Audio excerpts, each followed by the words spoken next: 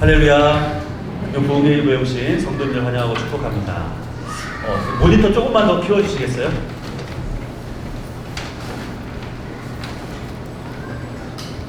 날씨가 많이 오락가락해서 좀 힘드시죠? 네. 몇 년 전만 해도 우리나라 날씨가 잘 이러지 않고 사계절이 굉장히 뚜렷한 그런 살기 좋은 나라였는데 마치 동남아에 와 있는 것 같아요. 아열대 기후가 돼서 스콜 갑자기 날씨가 괜찮았다가 소나기가 쏟아지고 이런 일들이 많이 있습니다. 요즘 같은 때는 작은 우산을 꼭 소지하고 다녀야 돼요. 그래야 비를 맞는 그런 어려움이 생기지 않습니다. 우리 옆에 분 향해서 이렇게 한번 인사하겠습니다. 그럼에도 불구하고 나오신 여러분 축복합니다. 축복합니다. 오늘은 저희 부목사님들이 돌아가면서 이제 몇 주간 또 설교를 하게 될 거예요. 네. 항상 제가 강조하는 거지만 담임 목사님의 설교는 항상 그 진수 성찬이라고 생각하시고 저의 설교는 항상 떡볶이 같은 그런 분식 설교다. 그러나 그 가운데서도 떡볶이 좋아하시는 분도 있잖아요. 네, 은혜가 있기를 간절히 축복합니다. 오늘 하나님께 주신 말씀을 함께 나누도록 합니다. 오늘 말씀은 시편 37편의 말씀입니다. 시편 37편 3절부터 6절까지의 말씀을 함께 나누도록 하겠습니다. 시편 37편 3절부터 6절까지 말씀입니다. 한 절씩 교독하고 마지막 6절은 함께 읽겠습니다. 여호와를 의뢰하고 선을 행하라. 땅에 머무는 동안 그의 성실을 먹을거리로 삼을지어다.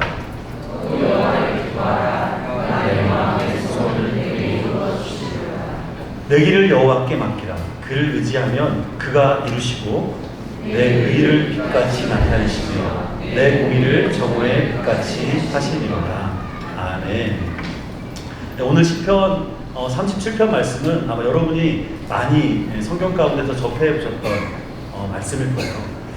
이 시편 37편은 다윗이 이제 노년의 때 거의 인생을 마감하기 그 직전의 시인데요. 이 시를 통해서 다윗이 37편 전체를 통해서 두 가지를 비교하면서 얘기하고 있는데, 하나는 뭐냐면 악한 자들의 삶의 형통함, 그리고 의로운 사람들에 대한 삶의 어려움, 이 두 가지를 이야기하고 있어요. 이 다윗이 노년의 때 이 젊은 후대들에게 이 다음 다윗의 세대를 통해서 하나님을 섬기고 살아가야 될 이스라엘 백성들에게 이 37편의 말씀을 하고 있다는 거예요. 오늘 제가 특별히 3절부터 6절 말씀까지밖에 읽진 않았지만 이 시편 말씀, 특히 다윗의 시는 굉장히 주옥 같은 인생이 녹아져 있는 말씀이에요. 우리가 어른이 되면 그 인생의 그 메시지들, 인생을 살아가면서 경험했던 그 수많은 경험들이 다 함축적으로 녹아 있어서 말씀을 한마디 한마디 하시는 것이 그냥 버릴 말씀들이 사실 별로 없어요. 우리가 이제 청소년기까지만 해도 자라나면서 부모님한테 듣는 말씀을 뭐라고 얘기하죠? 네, 뭐 영국에서는 존소리, 미국에서는 잔소리 이렇게 얘기한다고 하잖아요. 잔소리라고 하잖아요, 잔소리. 그런데 시간이 지나가면 왜 우리 부모님들이 우리에게 이런 말을 했을까라는 것이 구구절절 다가와요. 저도 이제 나이가 40 중반이 좀 넘었거든요. 이렇게 지나가니까 부모님이, 아버님이 특히 이렇게 좋은 소리를 많이 내셨는데 지금 와서 생각해보면 그 좋은 소리가 그 당시에는 굉장히 귀에 따가운 소리였지만 지금은 제 인생을 살아가는데 굉장히 주춧돌이 된 말씀이었다라고 생각이 들어요. 마찬가지로 이 다윗이 후대들에게 주는 이 말씀은 굉장히 다윗의 인생을 통해서 녹아져 있는 엑기스 같은 말씀. 어떤 목사님은 욕하는 목사님은 다윗이 한 50세에서 60세 정도 됐을 때 이 시편 37편, 8편, 9편 정도를 썼다라고 이렇게 얘기를 하시더라고요. 그 당시에 뭐 연수가 길지 않았기 때문에 인생의 노년을 지나가면서 다윗이 자손들에게 주고 싶었던 말이 뭘까? 다윗이 아파서 또 말년에 많이 누워 있었거든요. 그때 그 아픈 몸을 끌고 자손들에게 주고 싶은 마음이 뭐였을까? 그 말씀이 오늘 나와 있는 거예요. 특별히 오늘 메시지의 중심은 이것입니다. 우리가 세상을 살다 보면 악한 사람들, 다시 말해서 악한 사람들이라는 뜻은 하나님 편에 서 있지 않은 사람을 이야기하는 거예요. 꼭 살인하지 않아도, 범죄를 하지 않아도 하나님의 뜻에 따라가지 않고 살아가는 사람들이 마치 성공하고 부유하게 잘 되고 있는 것처럼 보인다 라는 것을 사람들이 이야기한다는 거예요. 누가 이야기합니까? 하나님 편에 서 있는 사람, 하나님의 뜻을 잘 쫓아가고 있는 사람들이 바라봤을 때 그렇다는 것이죠. 오늘날 어떻습니까? 우리가 뭐 학생도 있고 직장인도 있고 주부도 있고 뭐 다양하잖아요. 교회를 안 다니는 사람들, 우리가 객관적으로 보면 시간적으로 보면 그 사람들이 성공할 확률이 교회를 다니는 사람보다 많을까요? 적을까요? 그냥 객관적으로 뭐 믿음을 떠나서 많을 수밖에 없어요. 왜냐하면 공부를 해도 주일날 고3들은 공부 열심히 해야 대학 가잖아요. 근데 교회에서 뭐라 그래요? 교회 나와야지, 예배 드려야지. 직장인들 시험 보고 뭐 승진을 위해서 뭔가 접대도 해야 되고 뭔가 이렇게 시험 준비도 해야 되는데 주중 예배 나와야지, 목장 모임 나와야지, 뭐 많잖아요. 그러다 보면 교회 안에 드리는 시간이 많은데 객관적으로 어떻게 비교를 해보면 교회 다니는 사람들이 손해예요. 그렇게 바라보면, 그런 시각에서 바라보면 세상에서 무언가 시간을 투자해서 사람을 만나서 무언가 성공하는 사람들, 부유하게 되는 사람들, 좋은 대학을 가는 사람들, 좋은 취직하는 사람들, 좋은 사람 만나서 결혼하는 사람들, 이런 사람들 보면 여기서 표현하는 악인, 그러니까 하나님 편에 서 있지 않은 사람들이 잘 되는 것처럼 보이는 게 현실적이라는 거죠. 제 말이 맞나요? 우리 주변에 보면 그런 분들이 생각보다 많아요. 교회 다니는 사람 중에 목사님 비교해서는 좀 그렇지만 목사님 중에 람보르기니 끌고 다니는 사람 있나요? 그런 분도 있을 수도 있어요. 외국에도 있겠죠. 우리나라에만 해도 없는 것 같아요. 그런데 사업을 좀 한다 하는 사람들은 람보르기니 할 수 있어요. 뭐 10억대도 끌 수 있어요. 그런데 목사님 하시는 분들이 지식이 없어서 아니면 어떠한 능력이 없어서 목사의 길을 가고 있을까요? 그거 아니거든요. 또 우리 성도님들 삶, 직장에서 똑같이 부장 승진을 놓고 두 사람이 경쟁을 하고 있는데 한 사람은 수요 예배, 금요 예배 나와야 된다고 회식 자리 가서 술 마시지 않겠다고 선언을 하고 구별되게 살아가는데, 어떤 사람은 상사에게 막 손바닥 비벼가면서 술자리 가고 막 이렇게 뭐 갖다 주고 하면서 승진에 굉장히 좋은 위치에 가는 사람. 객관적으로 보면 교회 다니는 사람이 훨씬 더 불리한 것 같고, 어떻게 보면 세상 사람들이 성공하는 게 당연한 것처럼 느껴진다. 다윗의 시대에도 그런 일이 참 많이 있었어요. 그래서 하나님의 편에 서서 율법대로 살아가고 가난한 사람을 돕고, 율법이라는 게 그런 거잖아요. 힘들고 고통당한 사람 외면하지 않고 돌봐주고, 의로운 일을 행하고 악한 일을 포기하고 의도적으로 포기하고, 이런 사람들이 선하게 살아가지만 부유하거나 뭐 성공하지 못하는 것처럼 보였던 것이 그 당시에도 현실이었던 것 같아요. 그래서 다윗은 오늘 37절을 통해서 그런 것을 경고하고 또 권면하고 있는 거예요. 37편 1절 2절 말씀을 제가 한번 읽어드릴게요. 악을 행하는 자들 때문에 불평하지 말며 불의를 행하는 자들을 시기하지 말지어다.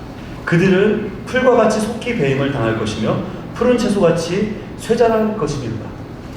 다윗은 그 악인들, 다시 말해서 하나님의 편에 서 있지 않는 사람들을 향해서 뭐라고 표현하냐면 그들은 풀과 같이 속히 배임을 받을 것이고 푸른 채소와 같이 쇠잔할 것이다. 풀은 시간이 지나면 어떻게 됩니까? 마르잖아요. 뽑히잖아요. 다 말라 없어지는 사람같이 된다는 거예요. 그러니까 세상의 것들 아무리 성공하는 것 같이 보이고 잘 나가는 것 같이 보이는 행태가 있을지라도 그것이 악한 길이라고 하면 반드시 그 악인의 끝은 쇠잔할 것이고 멸망할 것이라는 것을 다윗이 이야기하고 있다는 거예요. 제가 오늘 이 설교의 제목을 예수로 채워지는 삶 이렇게 정했습니다. 예수로 채워지는 삶. 부제목을 예수면 충분합니까? 이렇게 정했습니다. 사실 이번 설교를 위해서 준비한 메시지는 아니고요. 제가 묵상을 하면서 오랜 시간 때가 되면 설교를 해야 되겠다라고 생각하고 준비하면서 묵상했던 그런 내용입니다. 사실 이 설교를 준비하면서 일주일 동안 이 마음의 갈등이 되게 많았어요. 이 목사는 하나님의 말씀을 전하는 사람이잖아요. 네, 이번 주 저희 설교란다. 그 큐티가 어디였죠? 본문이? 네, 에스겔 말씀에 보면 굉장히 목회자들이 어려운 이런 말씀들이 많아요. 하나님께 듣는 그 말씀 그대로를 전해야 된다. 그렇지 않으면 너의 생명을 이런 무서운 말씀이 있어요. 목사들의 삶은 사실 말씀을 성도들에게 전하는 삶이지만 그 말씀을 입술로만 전하는 삶이 아니라 그 그의 삶을 통해서 말씀을 전하는 삶이기도 하다는 것이죠. 그런데 제 자신을 돌아보니까 제 자신이 과연 이러한 기준에 합당해서 목사로서 말씀을 성도들 앞에 서서 전할 수 있을까라는 궁금증이 들기 시작합니다. 새벽 예배 설교를 하면서도 또 교역자들끼리 묵상을 나누면서도 일주일 내내 마음이 편치 않고 이 얼굴 표정이 굉장히 어두웠어요. 그래서 조금만 무슨 일이 있어도 이 나의 삶이 굉장히 재단되는 것 같고 누군가에서 평가받는 것 같은 그러한 불편함도 사실 있었어요. 그래서 오늘 말씀을 준비하면서 한 가지 은혜를 받은 것은 우리의 어떠한 노력과 우리의 외적인 모양과 능력이 우리의 삶을 온전케 할 수 없다는 것을 다시 한번 깨달았다는 것이죠. 그래서 이 37편 말씀을 좀 강의하면서 여러분한테 전하려고 준비를 했다가 말씀 방향을 조금 급하게 바꿨어요. 그래서 오늘 또 설교가 끝나고 우리 교육부서 여름 사역에 대한 그 기도회를 저희가 진행할 예정이라 그것 때문에 같이 기도를 하면서 말씀의 방향을 조금 바꿨습니다. 제목과 내용은 비슷해요. 그래서 제가 앞에 이 37절 7장 말씀을 여러분과 나눈 것은 다음에 꼭 이걸 다시 한번 할 것이다라는 것을 말씀드리고자 나눴던 것이고 이어지는 말씀이지만 우리가 예수로 채워지는 삶을 살아가려면 어떻게 살아가야 될까? 제가 또 다른 말씀으로 여러분과 함께 이 말씀을 나누고자 합니다. 마태복음 6장 19절부터 24절의 말씀이에요.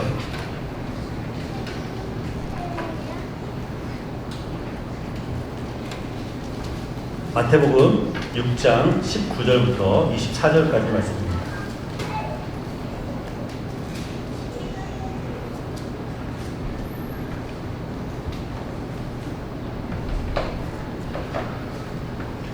(19절부터 24절) 한 절씩 교독하도록 합니다. 제가부터 읽겠습니다. 너희를 위하여 보물을 땅에 쌓아두지 말라. 거기는 좀과 동록이 해하며 도둑이 구멍을 뚫고 도둑질하느니라. 너희를 위하여 보물을 땅에 쌓아두라. 거기는 좀이나 동록이 해하지 못하며 도둑이 구멍을 뚫지도 못하고 도둑질도 못하느니라. 내 보물이 있는 그곳에는 내 마음도 있느니라.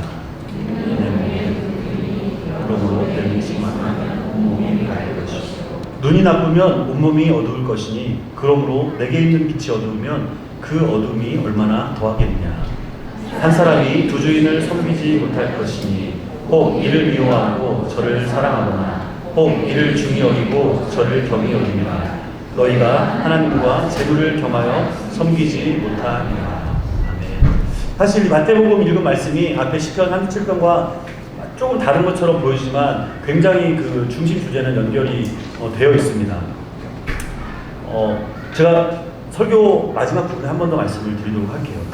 최근에 제가 알고 있는 한 지인 목사님이 페이스북에다가 글을 하나 올렸어요. 어떤 글이었냐면 딸이 외국으로 나가게 될 일이 있었는데 딸을 배웅하기 위해서 온 식구가 목사님 차를 타고 인천공항을 갔다가 딸을 잘 배웅하고 돌아오는 길에 그 인천공항 도로 오다가 갑자기 차가 이렇게 좀 이상하고 핸들이 무겁고 멈출 것 같더래요. 그래서 거기가 고속도로가 위험하잖아요. 그래서 차를 갓길로 조정해서 대고 상황을 잘 몰라서 이제 견인하는 차를 불러서 견인을 해서 정비소에 들어갔다고 합니다.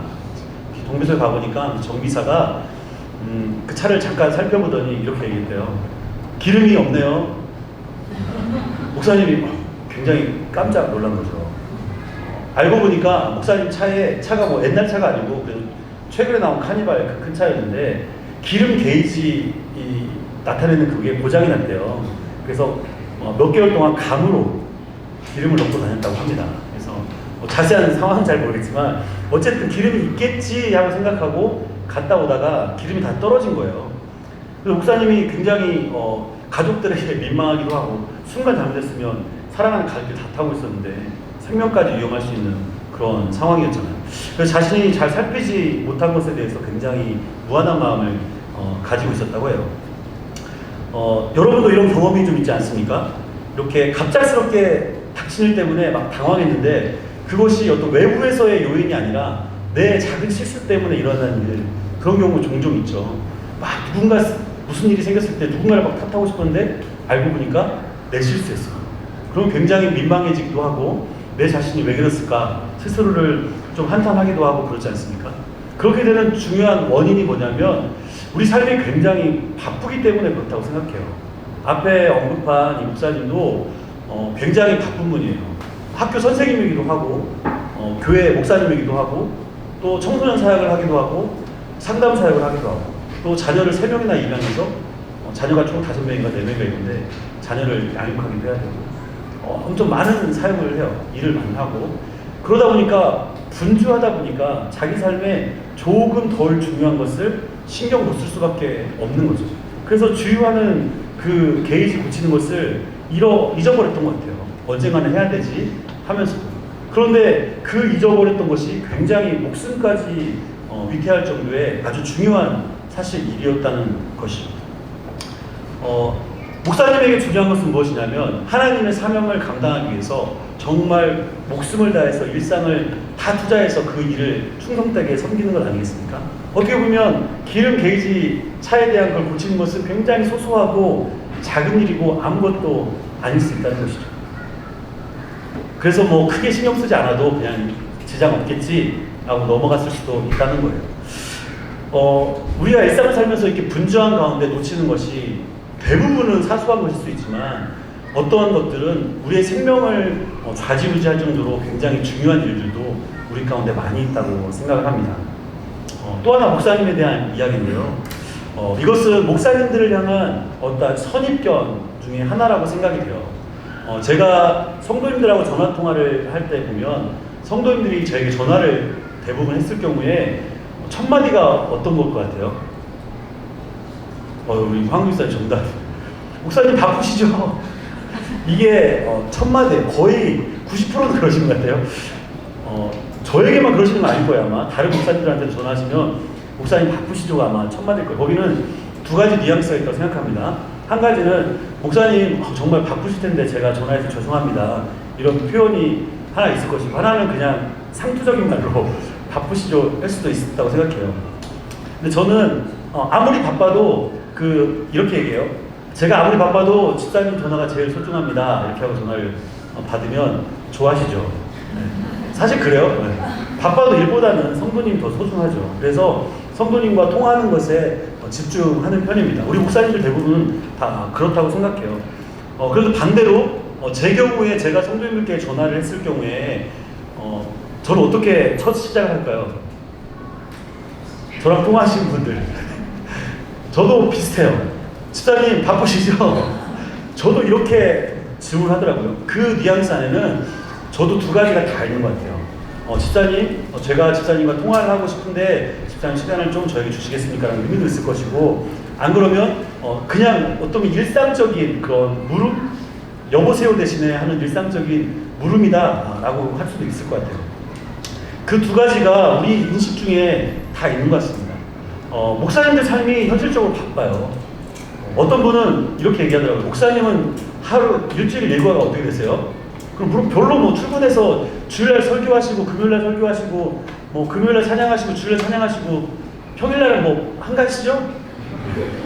어디 좀 같이 가시죠? 이렇게 물어보신 분들 많아요. 제가 만약 목사가 되고 보니까 바쁘더라고요. 그래서 머리에 이렇게 흰머리도 많이 생기고 어려운 때가 참 많습니다. 이게 표현할 수는 없지만 사실 이 말씀을 준비하기 위한 이 시간이 아무리 오래 경력이 되어도 하나님 말씀 앞에 서기 때문에 오랜 시간 공을 사실 들여야 되거든요. 그리고 보이지 않는 행정적인 업무와 기타 등등의 업무들이 많아요. 성도님들의 삶은 어떻습니까? 저도 직장 생활을 한 13년, 4년 정도 했었어요. 근데 직장 생활을 할 때 아침 일찍 출근해서 매일 회의를 했었고 행정적인 일, 그리고 또 외근, 또 야근, 출장, 또 회식 뭐 이런 거 하다 보면 일주일이 그냥 싹 지나가요. 회사를 그만두고 제가 신학 공부를 이제 하면서 잠깐 아내와 역할을 바꿨던 적이 있어요. 한 3년 정도. 아내가 이제 직장을 나가게 되고 제가 주부가 되었죠. 그래서 공부하면서 이제 집안일을 했는데 아침에 뭐 학업을 하기 전 방학 동안 그 시간이 좀 있으니까 괜찮았는데 방학 아닐 때는 뭐 아이를 유치원 데려다주고 뭐 어린이 데려다주고 또 아내를 또 차 태워서 출근을 시켜드리고 또 저도 학교를 가고 공부를 하고 또 집에 와서 또 아이를 찾아다가 놀아주고 또 저녁 먹고 하면 시간이 금방 가더라고요. 또 방학 때는 이제 거기에 좀 추가가 돼요. 빨래와 청소와 이런 것좀 추가되다 보니까 제가 뭐 100% 주부 삶을 살지는 않았지만 주부애는 진짜 만만치 않더라고요. 정말 손에 습진도 막 걸리고 힘들더라고요. 꼭 직장인과 주부만 그렇습니까? 우리 학생들은 어떻습니까? 학생들 공부하느라고 굉장히 바쁘잖아요. 저도 안 바빠? 미안해요. 저 때문에 바빠가지고. 저도 공부할 때 보면 막 학교 12시 40분 야간 버스 타고 집에 가고 막 아침에 6시 반에 나와서 도시락 3개씩 사고 다니고 막 이랬던 기억이 있어요. 학원 다니고 또 잠깐 뭐 친구들하고 놀다 보면 아니면 요즘에 뭐 친구들 게임 같은 거 많이 하잖아요. 게임 잠깐 하고 하루 금방 가고 너무 바쁜 삶을 우리가 살아가고 있다는 것이죠. 또 청년들은 어떻습니까? 직장을 다니지 않고 대학생 청년들 공부해야 되고 또 방학 되면 아르바이트, 학비 벌어야 되잖아요. 아르바이트 해야 되고 또 취업해야 되니까 취직 공부 준비해야 되고 토익 공부해야 되고 또 시간 잠깐 나면 또 데이트 잠깐 해야 되고 또 이런 일들 굉장히 바쁘죠. 그런 또 거기다가 추가로 교회 신앙생활 열심히 하는 분들 있어요. 그런 중에도 그런 분들 어떻습니까? 주일 예배는 기본이고 각종 주일 사역은 물론이거니와 새벽기도, 주중예배, 목장 모임, 성경 공부, 순장훈련, 임시자 훈련, 예배팀 모임, 자치회 모임, 신방과 각종 교회 행사, 애경사 참석 하루하루 살아간다고 해도 사실 몸이 두 개여도 부족한 게 현실이라는 거죠. 제가 말씀드리는 게 여기 있는 분들 다 해당되지 않아요? 우리 이영원 집사님 수사관이거든요. 마약 수사관. 요즘에 마약이 활기치잖아요. 엄청 바쁜데 새벽에 6시에 나와서 성도들을 위해서 또 축구도 같이 하고 우리 또 여름 수련회에서도 준비 엄청 열심히 하고 또 아내들 집에 와서 설거지하고 청소하고 아이들 놀아주고 또 마약 수사관 잠복하고 막 그래요. 일 내시고 막 열심히 사시니까 그런 분주한 삶이 대부분 우리 삶이라는 것이죠. 그러다가 문득 이런 생각이 들어요. 내가 무엇을 위해서 이렇게 바쁘게 살고 있는 거지? 내 인생의 목적이 뭐지? 내가 내 인생을 잘 살아가고 있는 건가? 라는 그런 질문을 할 때가 우리에게 있습니다. 그런데 평상시 살아가다가 잘 나갈 때, 열심히 살아갈 때 이런 질문을 별로 안 해요. 언제 이런 질문을 합니까? 우리 안에 삶의 고통이라고 표현할 수 있는 그런 일들을 직면하게 되면 이런 질문들을 하게 된다는 것이죠. 갑작스럽게 몸이 아프게 되었다든가 또 중요한 어떤 어려운 문제들이 생겼다든지 또 정말 해결하기 어려운 사람들 간의 관계 문제 또 재정적인 어려움 또 우리 자녀들의 문제 부부관계 또 학생들은 정말 고된 학업 이런 시험 점수 이런 것들을 우리가 직면하게 됐을 때 그 고통을 직면하게 되면 이런 질문을 한다는 것이죠. 내가 왜 이렇게 바쁘게 살고 있지? 무엇을 위해서 이렇게 살아가고 있지? 라고 질문하게 된다는 거예요. 우리가 인류 역사를 통해서 아니 우리 가까운 가족들의 삶만 바라봐도 이런 일들이 계속해서 반복되어져 오고 있음을 우리가 알 수 있어요. 바쁘게 살고 있고 또 바쁘다 보면 굉장히 또 어려운 일을 닥치고 어려운 일이 닥치면 또 이런 질문을 하게 되고 또 이런 질문과 고민과 고통 가운데서 무언가 자그마한 끈을 붙잡고 또 소망을 가지고 살아가게 되는 그런 일상의 반복 이런 일들을 우리가 보고 있다는 것이죠. 여기에서 제가 성도님들께 질문을 드리고 싶어요. 여러분은 나이의 여와 상관없이 또 직분과 상관없이 이런 질문에 해답을 가지고 계십니까? 저는 목사지만 여전히 질문을 가지고 살아가요. 내가 가는 이 길이 똑바른 길일까? 내가 목사인 것이 과연 맞는 것일까? 내가 오늘 하루를 살아가는 이 모습이 과연 합당한 삶인가? 과연 몇 년 후의 나의 삶은 어떨 것인가? 이런 질문을 던질 때가 많이 있다는 거예요. 뭔가 인생의 성공을 위해서 열심히 직장생활하고 공부하고 뭔가 가정을 위해서 살아가지만 그 인생에 어떤 어려움이 닥쳤을 때 허무함이 우리한테 다가올 때 그것들을 어떻게 우리가 극복할 것인가 이것이 나의 인생에서 그냥 지나가 버리고 나랑 상관없는 일이 된다면 남의 일이라면 충분히 이 성경에 나와 있는 말씀을 가지고라도 그들을 위로하고 권면할 수 있을 것 같은데 나의 문제로 닥치게 되면 견딜 수 없이 고통스럽지 않습니까? 병원에 갔더니 갑자기 시한부 인생의 선고를 나에게 내렸다 생각을 합니다. 그러면 그 나의 마음이 어떻겠어요? 나의 인생을 살아온 사람이 지금까지 직장에서 승진하는 것이 중요하겠습니까? 대학을 붙는 것이 중요하겠습니까?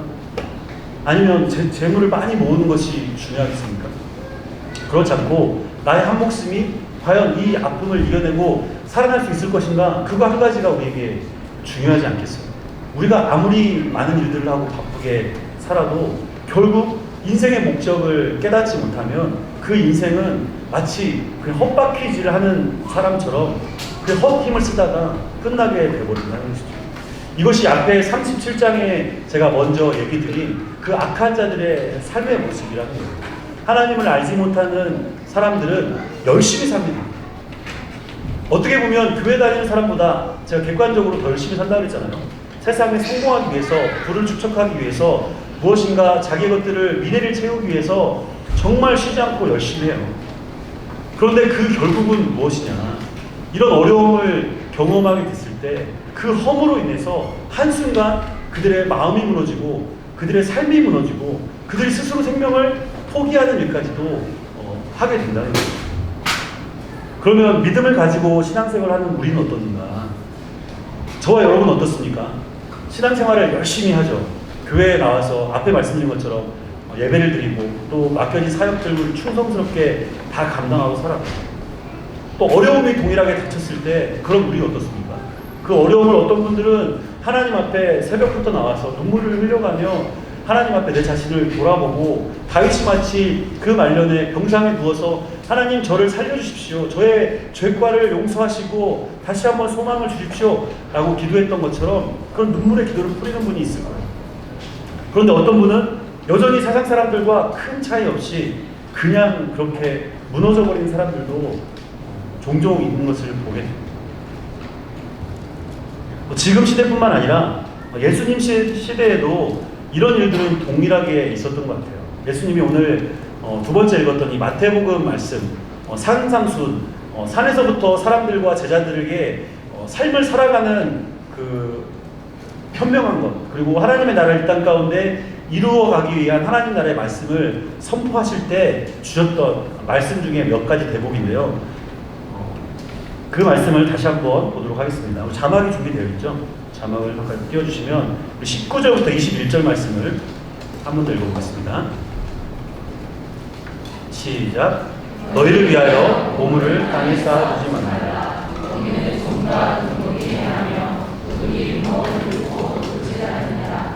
오직 너희를 위하여 보물을 하늘에 쌓아두라. 거기는 좀이나 녹록이 해하지 못하며 도둑이 구멍을 뚫지도 못하고 도둑질도 못하느니라.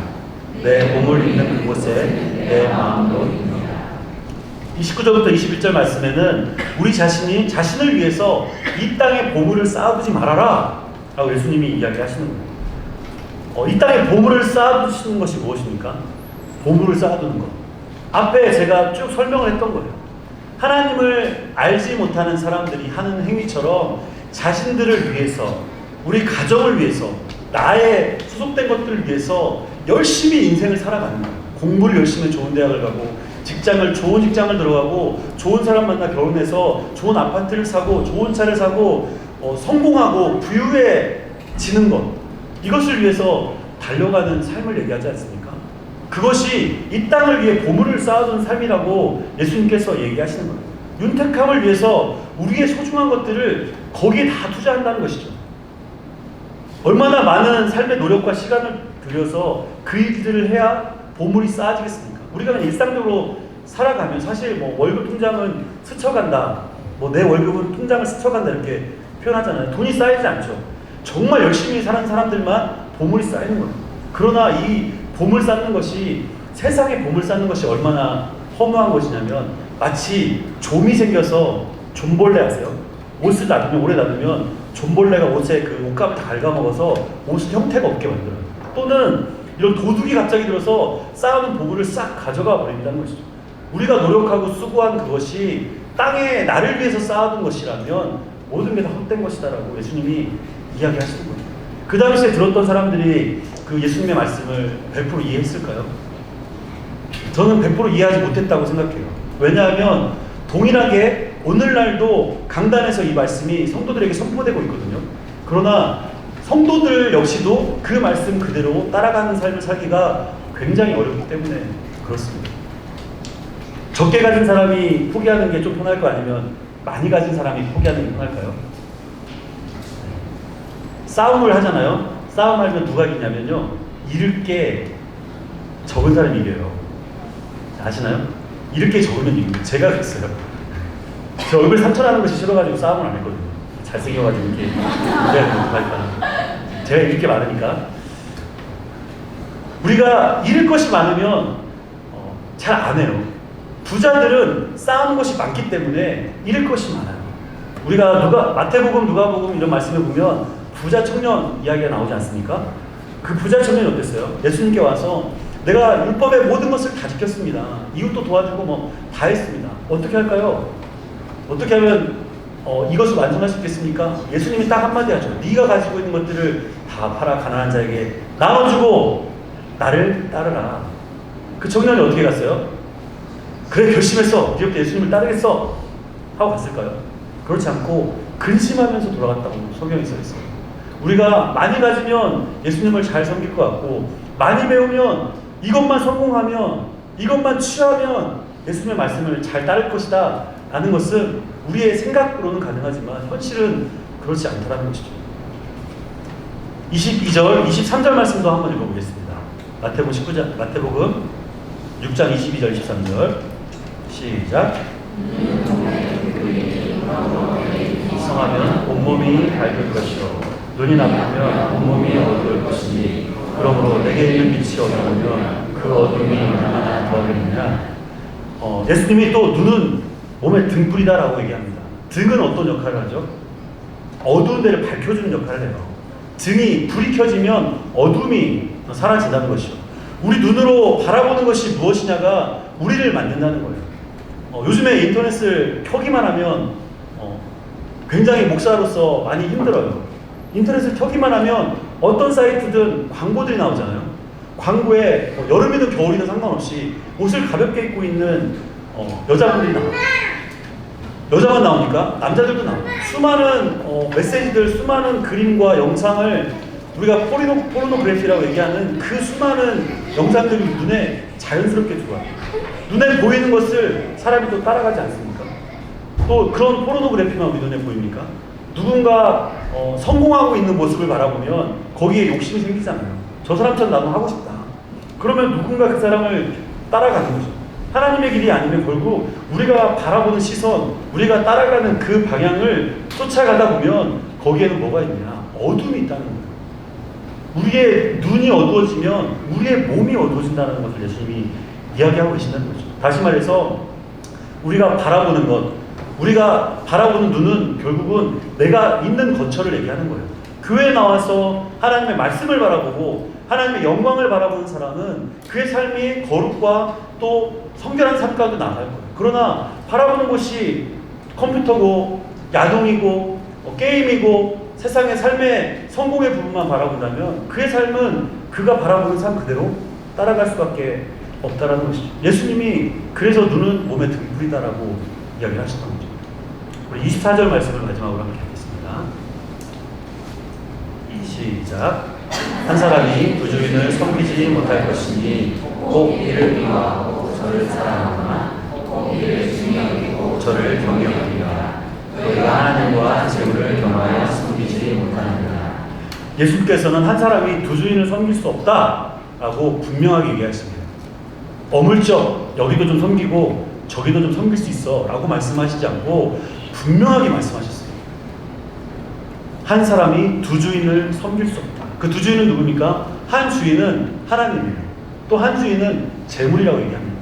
재물로 대표되는 것은 무엇입니까? 앞에 10편 37절부터 악한 자들이 방하는 방향들, 또 마태복음에서 이야기한 이 세상을 향해 가고 있는 그 사람들의 열망함, 또 우리 눈이 어두운 곳을 바라보는 그런 것들 아니겠습니까? 우리의 삶을 위해서, 만족을 위해서 쌓아지는 그것들 아니겠습니까? 이것들을 우리가 쫓는다면 하나님의 것을 겸하여 섬길 수 없다라고 분명히 얘기합니다. 우리가 대부분 착각하고 살아가고 있어요. 직장 생활을 하면서 대충 세상에 발을 반절 고치고 또 교회 생활도 하니까 주일날 예배 나와서 대충 이쪽에 발을 반절 걸치고 살아도 되겠지. 그 성경은 너무나 무섭게 우리에게 말씀을 하세요. 나더러 주여 주여 하는 자마다 다 하나님의 나라에 들어갈 것이 아니다. 하나님의 말씀은 어떻게 보면 굉장히 엄격하고 굉장히 무거운 말씀인데 우리들이 그것을 우리의 말씀으로 받아들이지를 못하고 있기 때문에 그렇습니다. 여러분 삶은 어떻습니까? 하나님과 재물을 동시에 섬기는 삶입니까? 아니면 하나님만 섬기고 세상의 헛된 것들은 포기하고 내려놓고 살아가는 삶입니까? 어떤 분이 이렇게 물어볼 수 있어요. 목사님, 세상을 잘 모르시는군요. 요즘 세상이 어떤 세상입니까? 교회 생활 열심히 한다고 살아갈 수 있는 세상이 아니잖아요.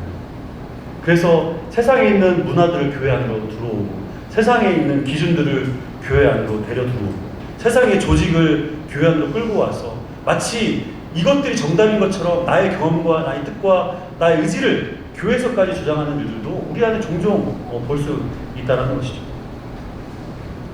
사실 이 말씀은 우리에게 너무나 잘 알려진 말씀이지만 우리가 현실적으로 살아가기에 너무너무 어렵고 지키기가 너무너무 힘든 말씀이라는 거예요. 제가 거듭 말씀드리지만 목사인 저도 이 말씀 안에 100% 그렇다라고 말씀드리기가 굉장히 어렵기 때문에 마음의 무거움이 있어요.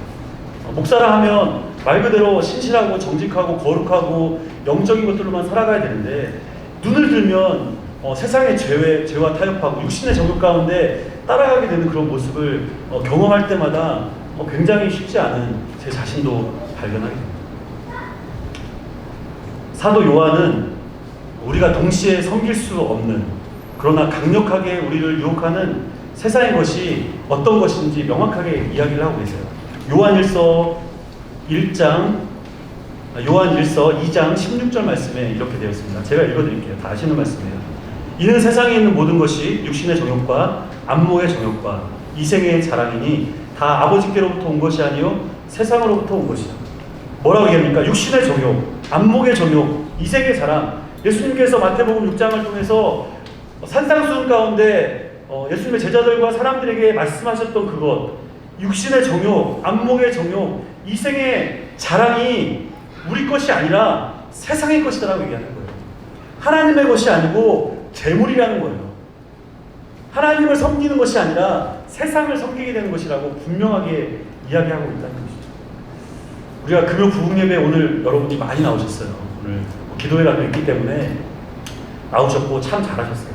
그러나 이 시간에도 교회에 우리가 열심히 있다고 하지만 어딘가 우리의 삶의 시간을 다른 곳에 드리고 있는 사람들도 있을 거예요. 뭐 세상 사람들은 두말할 것도 없고 교회를 다니고 예수님을 믿는다 하지만 여전히 발을 반절씩 걸치고 살아간 사람들도 많이 있다는 것이죠. 그 어떤 사람들이다 할지라도 이 두 가지를 동시에 다 가지고 살아가는 게 현실이긴 합니다. 우리는 제 결론적인 말씀 이제 드리려고 해요. 우리는 왜 이토록 바쁘게 살아가면서 우리 마음에 하나님의 것이 아닌 세상의 것들을, 육신의 것들을 채우며 살아가려고 합니까? 어쩌면 너무 단순하고 가장 기본적인 질문을 여러분에게 드리는지 모르겠어요. 그런데 우리가 너무 단순하고 가장 기본적인 질문이 가장 쉽게 간과하고 있는 이야기이기 때문에 그렇다는 것이죠. 하나님께서 온 세상을 창조하신 후에 사람을 지으시고 완벽한 세상을 만드셨어요. 그리고 하나님이 아주 좋다라고 말씀하셨어요. 죄가 들어온 이후로 사람 안에 결핍이 생기기 시작했습니다. 그 결핍은 어떻게 표현할 수 있냐면 우리 마음 안에 구멍이 뚫린 거예요. 구멍이 뚫린 거예요. 아담과 하와 이후로 난 모든 인류, 후손 우리까지 온 모든 인류에는 마음에 구멍이 뚫려 있습니다. 그래서 예수님께서 구약의 말씀을 통해서 반드시 구멍을 완전하게 메꿔줄 분이 한 분 오실 텐데 그분이 메시아다, 그리스도라는 것을 계속해서 얘기하세요. 그리고 2000년 전에 그 말씀의 당사자 예수 그리스도, 하나님 본체이신 그분이 이 땅 가운데 내려오셔서 십자가를 지시고 우리의 죄를 담당하시고 이 구멍난 구멍에 예수님이 들어오셨어요. 성령으로 우리에게 들어오셨어요. 그래서 우리 안에 빛 가운데 살아가고 예수님을 영접하며 살아가는 사람들의 이 구멍이 채워졌어요. 맞습니까? 네. 이 구멍은 어떤 걸로도 채울 수 없고 오직 예수님으로만 완전하게 채울 수 있어요. 우리가 영적인 눈이 있는 사람들이 세상 사람을 바라보면 어떻게 보이냐면 그 사람들 가슴에 이만한 구멍이 보여요. 세상을 살아가고 있지만 무언가를 향해서 열심히 살아가고 있고 무언가를 성공하고 성취한 것처럼 보이지만 여전히 그들의 삶에 이만한 구멍이 있다는 거예요. 제가 아까 마약 얘기를 잠깐 꺼냈지만 요즘에 우리나라에 마약 범죄가 진짜 많잖아요. 제가 듣기로는 범죄 중에서 마약 범죄가 제일 마지막에 저지른 범죄다라고 얘기하더라고요. 뭐 살인 이런 것도 있겠지만 사람이 성취해야 될 것들, 경제적으로 더 이상 뭐 돈이 돈 같지 않은 정도가 되고 내가 뭐 재벌의 아들, 재벌의 자녀가 되고 명예와 학벌과 지식을 다 얻었다 할지라도 이 구멍은 채워지지 않기 때문에 채우고 싶은 무언가가 있다는 거예요. 그래서 찾게 되는 게 마지막에 마약 같은 걸 찾아서 환상과 이 몽롱한 것을 통해서 현실적으로 채워지지 못하는 것을 채우려고 하는 거예요. 술을 왜 마십니까? 어떤 분은 분위기가 좋아서 술을 마십니다. 그 분위기는 왜 좋아합니까? 그런 분위기를 좋아할 수밖에 없는 현실적인 상황이 있다는 거예요. 우리 안에 무언가 채워지지 못하는 것들 때문에 나타나는 결핍의 현상 때문에 세상의 것들을 찾고 채우려고 열심히 살아가고 있다는 거예요. 그것이 뭐 어렸을 때 부모에게 완전하게 체험을 받지 못했던 것이든지 내가 살면서 누군가에 받았던 상처될 수 있다는 거예요. 그러나 근본적으로 성경에서 이야기하는 것은 무엇이냐? 우리가 잃어버린 그 하나님의 완전함, 그 본체이신 예수 그리스도를 온전하게 잃어버렸기 때문에 그것을 채우기 위해서 찾아간다는 거예요. 신앙생활 하는 사람들은 이 마음을 성령으로 충만하게 채우기 위해서 기도하지 않습니까? 충만하게 채우기 위해서 말씀을 읽지 않습니까? 함께 모여서 하나님의 사랑을 나누고 섬기는 일을 통해서 그 사랑이 내 마음에 채워지는 것이 예수 그리스도로 채우는 것이거든요. 그게 말씀에서 이야기하는 것이거든요. 그래서 충만한 삶을 채우기 위해서 열심히 믿음 생활을 하고 예수님을 따라갑니다. 그런데 그 길은 세상의 길과 반대길이에요. 넓은 길이 아니고 좁은 길이에요. 재물을 섬기는 길이 아니라 하나님을 섬기는 고되고 힘든 길이라는 것이죠. 우리가 세상의 것들로 채우지 않고 예수님으로 채워가야 되면 결단할 게 한 가지 있어요. 그 결단을 제가 이렇게 비유를 좀 하고 싶습니다. 우리가 지금 교회를 건축하고 있잖아요. 건축에는 두 가지가 있다고 해요. 뭐냐면 리모델링이라는 게 있고 재건축이라는 게 있어요. 아파트를 예를 들면 리모델링은 그 골격 같은 것을 그대로 놔두고 나머지 다 부시지만 기본적인 틀을 놔둔 상태에서 새롭게 하는 것을 리모델링이라고 하지 않습니까? 재건축은 뭡니까? 다 부시는 거죠. 기초까지 다 부시고 다시 짓는 것을 얘기해요. 그런데 법적으로 보니까 리모델링은 준공 15년이 지나서 정부 안전진단이 A, B 등급이 있어야 리모델링이 가능하대요. 그러니까 조금 건물이 버틸만하고 괜찮아야 리모델링이 되는 것이고 D등급 이하의 진단을 받으면 리모델링이 불가능하다고 합니다. 그럼 뭐가 가야 되냐면 재건축이 가야 돼요. 이것을 제가 읽으면서 공부하면서 어떤 것이 느껴지냐면 그러면 내 자신은 리모델링감인가 재건축감인가를 제가 생각을 해봤어요. 저는 스스로 생각해보니까 리모델링 가지고는 어렵더라고요. 리모델링 정도의 등급이 아니고 재건축 아니 아예 바닥을 다 들어 엎어서 새롭게 짓지 않으면 온전해질 수 없는 그런 사람이더라고요. 저만 그렇겠습니까? 여러분도 동일하지 않아요? 우리가 리모델링만으로 무엇인가 새로운 사람이 되거나 지금 이렇게 눈을 뜨고 살아가는 현실에서 예수님이 아닌 세상이 아닌 예수님을 채우고 살아갈 수 있는 그런 사람들이 될 수 있겠습니까? 마치 그렇게 될 수 있다라고 생각하는 것처럼 우리가 삶을 살아요. 아마 이 자리를 또 떠나게 되면 그렇게 살아갈지 모르겠어요. 세상의 반전, 교회의 반전, 하나님의 일의 반전, 세상 일의 반전. 우리 마음에 뭔가 불안하고 만족이 필요하니까 이 공허함을 채우기 위해서 예수님만으로는 안 되는 것처럼 살아간다는 거죠. 사단이 그것을 이용해서 우리에게 많은 미혹의 거리들을 두고 살아요. 너 돈 벌어야 되잖아. 너 공부해야 되잖아. 너 자녀들 앞으로 대학 가야 되는데 어떻게 할 거야? 더 새로운 자격증 따야지. 열심히 해야지. 밤새도록 공부해야지. 그런 게 사단의 현실 아니겠습니까? 설교를 마치면서 이분 이야기를 하고 마치려고 합니다. 김용희 선교사님 다 아시죠? 이분이 설교를 이제 청소년 집회를 하면서 굉장히 강조하신 설교 중에 하나가 저에게 기억이 나는데 예수면 다냐? 이런 질문하셨어요. 이분이 사람들에게 질문을 회중들에게 하면서 예수면 답니까? 대답하셨어요. 예수면 다다. 예수면 다다. 여러분에게도 동일하게 질문을 한번 하고 싶어요. 이 생을 살아가는 우리의 목적이 많이 있지만 예수면 답니까? 예수면 답니까? 우리가 아직도 여전히 우리 입술 가운데 망설여진다면 예배를 통해서 우리 삶을 오늘 조금 주님 앞에 돌이켰으면 좋겠어요.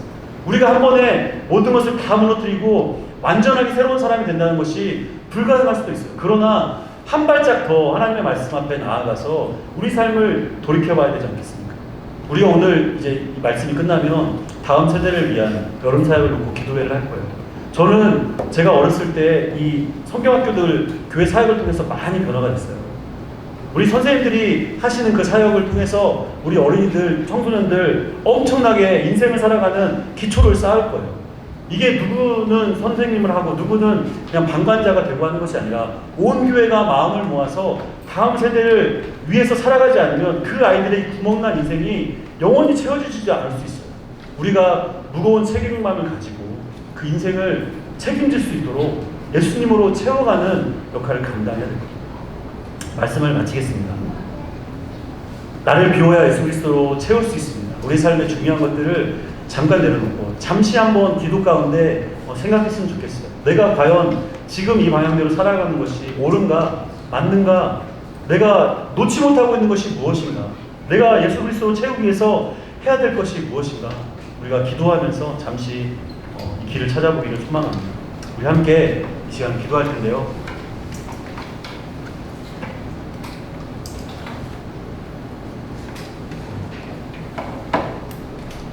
우리가 가지고 있는 생각과 경험과 기준과 자존심과 지식과 상처와 아픔과 수치와 욕심까지도 다 내려놓기를 원합니다.